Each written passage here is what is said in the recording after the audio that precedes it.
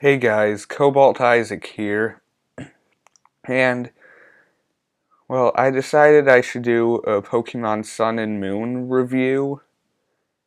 I thought it was a really good game, and I was playing Pokemon Sun, and I enjoyed it, like, a lot. So I'm gonna break it down into several parts, well, several different sections. It will still all be in one video, so I just hope you enjoy.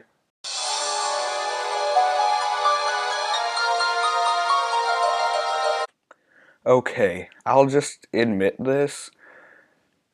I didn't expect Pokemon Sun and Moon to be that good. Okay, and the reason why is just the trailers at first were just making it look really childish.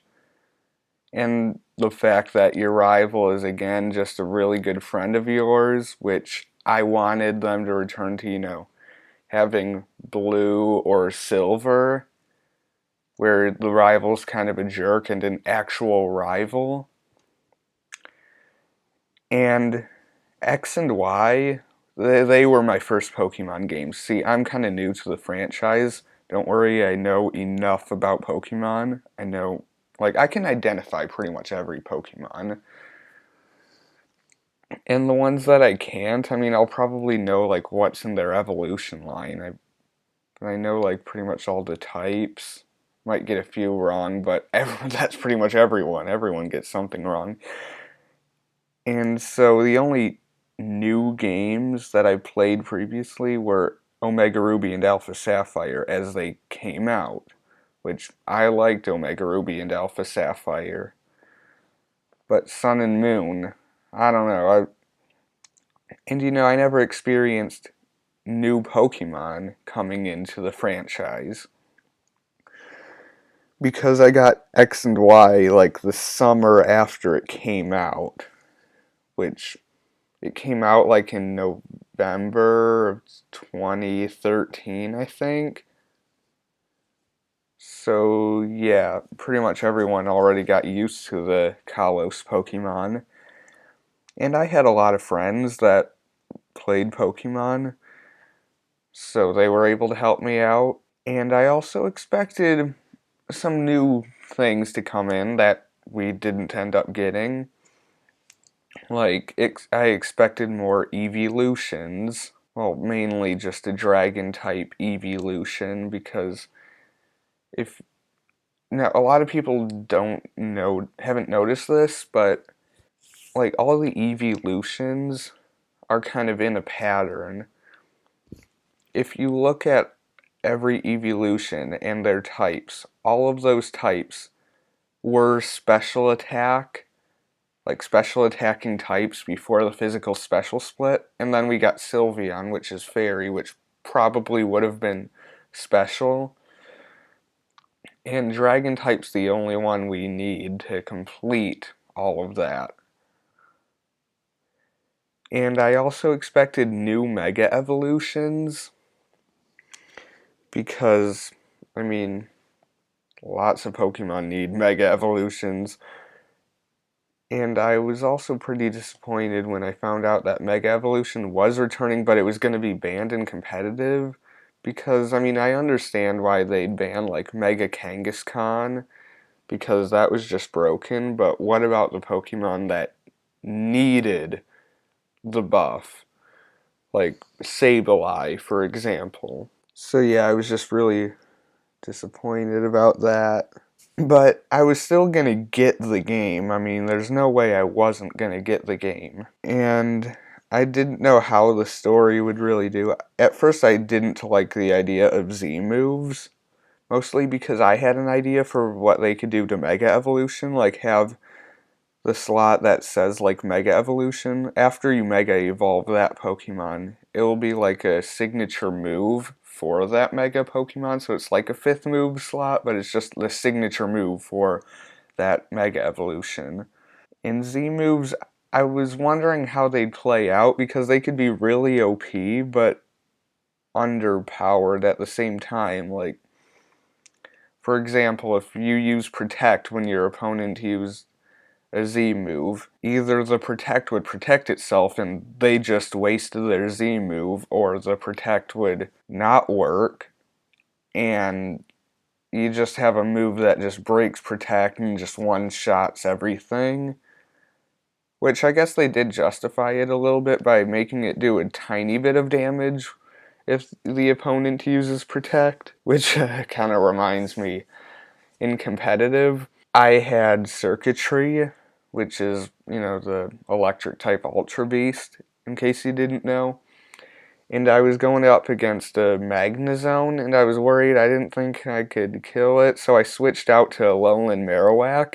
But apparently the Magnezone used its electric type Z move, and Alolan Marowak, at least my Alolan Marowak, had Lightning Rod as its ability, so I just felt really bad for the guy.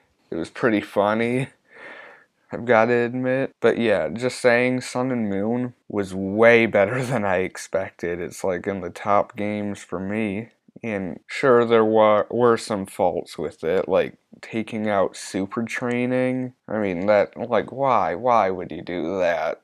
What were they thinking? But they did add a lot of good stuff to it.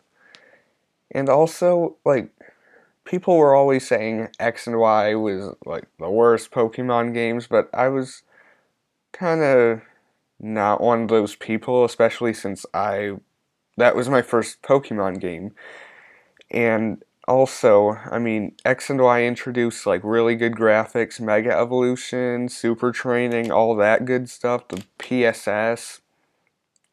And I justified it by just saying, yeah, now that they set all that up, now we can have really good games down the road. Because now those games can just use the X and Y graphics and the Mega Evolution. But I mean, taking out Mega Evolution, well, not really, just removing it from the main story. I mean, just why? Why, Game Freak? Why?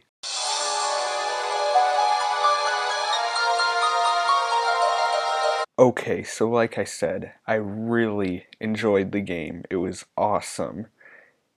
And right before the release, maybe 2 weeks before the release, I was starting to think maybe this will be a really good game. Maybe I should stop judging how childish it may look, because I was super excited about seeing Red and Blue return. Unfortunately, they weren't in the main story as much as I thought they would be, so that was not as good as I thought. But just getting to battle them was pretty fun. I mean, they were kind of the first challenges for me, I guess. The champion was okay. I like the reveal of who the champion is, and it just kind of throws me back to Red and Blue, even though I haven't even completely played through those games. I'm currently making a Red playthrough on this channel. You might want to check it out. But all advertising aside, um, yeah, Red and Blue, you beat the Elite Four and you think you're done. And then Lance is just like, nope, got one more battle. And it's your rival, Blue, who has the starter with the advantage over yours. Sounding familiar? Yeah, I just like how they took so much inspiration from Kanto and Johto games. Also, Gladion or Gladion, however you want to pronounce him, I'll just always pronounce it Gladion. He kind of reminds me of Silver, as in the rival. He's Lucamine's son, just like how Silver was Giovanni's son, and he's kind of your rival. I don't know if you can really call him a rival, but he was a rival. And also, in the final battle against Silver, you see that his Golbat finally evolved into Crobat, because he learned that he needs to form a bond with his Pokemon, and that's how it evolved.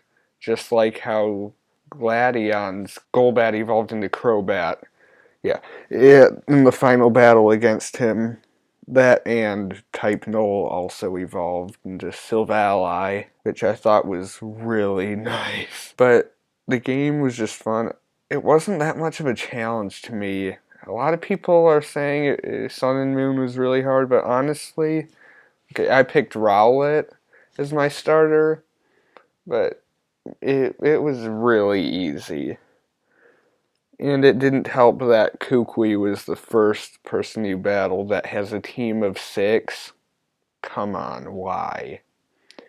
What did they think they were going to get out of it? But the champion was actually the first time I lost a battle in the game.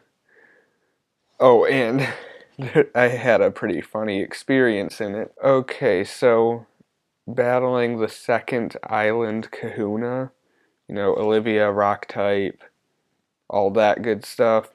I was not expecting her to use a Z move because Hala didn't use a Z move. So my entire team was destroyed except for one Pokemon, Slowpoke. And you see, Slowpoke was kind of a filler. I needed a water type. I was going to switch him out for Greninja, the Ash Greninja you got in the demo. And since it wouldn't listen to me because I hadn't gotten far enough in the game, I was just using Slowpoke as the water type. And Slowpoke was the reason I beat that Kahuna. But then I was able to get Greninja, so I switched him out, which I felt guilty. Like, really guilty. Felt bad, just switching it out. Oh, and also just adding more to the lore, like the fact that Annabelle is from the non-Mega universe. I don't know if you all caught that. I don't think I would have caught it. I don't know, it was kind of spoiled a little bit before that, but you see, Annabelle is one of the frontier brains in Pokemon Emerald, and yeah, basically she came from the Emerald universe into the Mega universe, and I just thought that was pretty interesting. It would be kind of nice to know, like, how the Pokemon multiverse works. Like, is it just the Mega and non-Mega universes, or is it like infinite Earths? Well, infinite universes. So yeah, I just thought that was pretty good. They didn't really answer as many questions as they said they would in the games, which was a little disappointing. And I think they might actually make a third version, Pokemon Prism, not Pokemon Stars, because you see Solgaleo is Sun Pokemon, Lunala is the Moon, Necrozma is Prism. Necrozma is confirmed the third legendary. It has the same battle theme and all that. But there might also be Sinnoh remakes. Well, there will be Sinnoh remakes. And my theory is that Looker, remember in Omega Ruby and Alpha Sapphire when Looker washed up on the battle resort without his memories? Possibly a Faller came from the non-Mega universe, yet the Looker in Sun and Moon isn't a Faller, so there's 2 Lookers in the universe now. So I think in the Sinnoh remakes you have to return Omega Ruby Alpha Sapphire Looker to his original universe, because the timeline goes like the Hoenn games, then Sinnoh, and then Unova, then Kalos, then Alola. And Looker was in Platinum, and Black and White 2, I think. I'm pretty sure he was. Anyways, oh, and the Battle Tree. I was a bit disappointed. I didn't think they would just make that a complete carbon copy of the Battle Mason. And also, it annoys me like crazy. Like, it's either too easy or too hard. Like, they use troll strategies. They troll you. Nintendo picked up on these strategies. It's really annoying. And when I battled Red, it wasn't as hard as when you battle him before the Battle Tree. And also, it was just the transition was a little redundant at the end. This isn't really a spoiler because not everyone's gonna end up battling Red because not everyone's good enough. No offense. I used to be one of those guys. No offense. Just plus it was really hard for me to get there anyways. So once you defeat Red, like at the battle tree, so like after 20 wins, you unlock super singles, all that good stuff.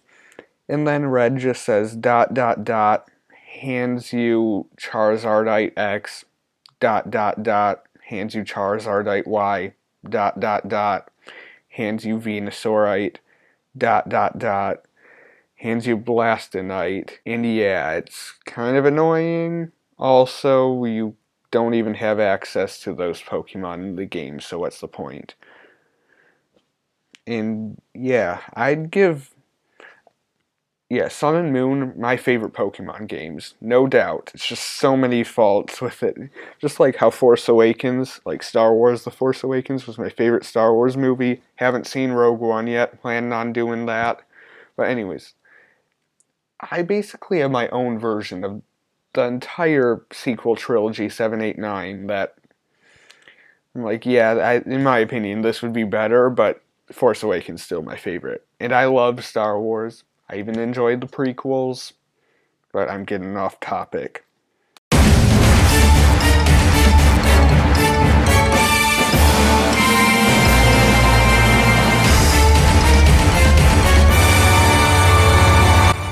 Okay, again, Pokemon Sun and Moon were great games, but I don't know about how they're gonna affect the future of the franchise, because Z-moves I don't think they can really keep doing. I mean, they're probably gonna switch back to Mega Evolutions in the Sinnoh remakes. And they're not gonna keep doing Trial Captains. Obviously, the Sinnoh remakes are gonna do Gym Leaders, but they're probably not gonna do Trial Captains in 8th Gen. It's just something they can't really pull off again, you know? Also, like, what happens then? Because, again, they can't really pull off doing Z moves for another generation. So if they don't go back to Mega Evolution, then they're gonna invent some other big thing, like big meta game changing held item that lots of Pokemon will hold, and then they'll just be introducing a new one every generation, and it'll just get too complicated, and I just don't think they can really do that for obvious reasons. So Pokemon Sun and Moon were great games, but I'm not very confident in the future of the franchise unless they explain like the whole multiverse thing and the Looker coming to Omega Ruby and Alpha Sapphire. I actually have a theory on it. Maybe there will be kind of like a subplot thing in the Sinnoh remake where you have to get the Looker who washed up on shore in Omega Ruby and Alpha Sapphire. You have to get him back to the non-Mega universe, because I don't think he's the same Looker that we've been with in X and Y and Sun and Moon. Just can't be. Well guys, that's the end of my review. Like this video, subscribe, do all that good stuff. Bye guys.